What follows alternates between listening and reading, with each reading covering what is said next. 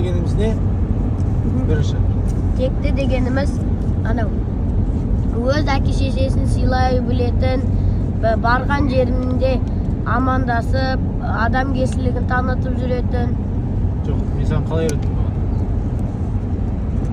Не айттым? Текті мен тексіздің айырмашылығын саған қарапайым түсіндірдім.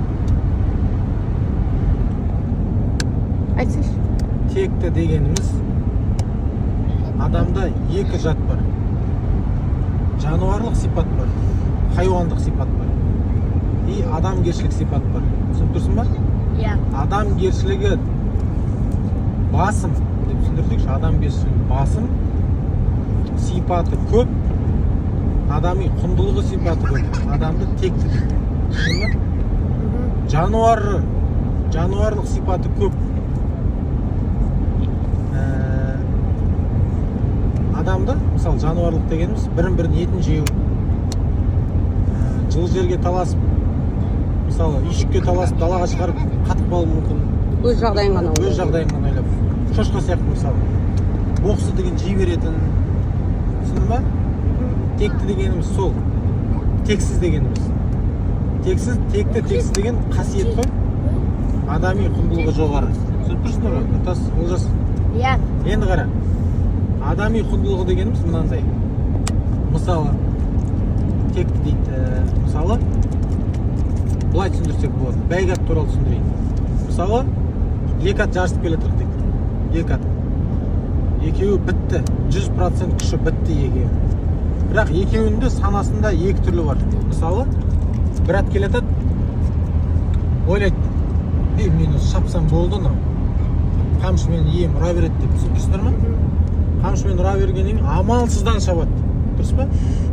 Сол финишқа ол жетпей қалуы мүмкін. Кейде аттар жарты жүрегі істемей келетсе да, бірақ оның намысы істеп келетеді да, мен аттан қалмауым керек. Ертең маған не дейді мынау деп ше? Мен мынаны ұтуым керек. Менің ем мені дайындады ғой. Мен осы бір жетістікке жетуім керек деп келетеді. Мысалы, ол ішіндегі жады шауып келетір. Аяғы сынса да, күші бітсе де, тектілігі үшін жаңағы ішінде намысы болған үшін ол жаңа фиништан өтеді, дұрыс па? Жарайды деп ол тастай салмайды. Түсініп тұрсың ғой? Себебі оның әр жағындағы әкесі, шешесі мықты болып тұр. Түсініп тұрсыңдар ма? Мысалы, Қаратаудың баласы текші. Оның әкесі мықты ғой, текті ол ше. Ол көрінген адам сипатпайды.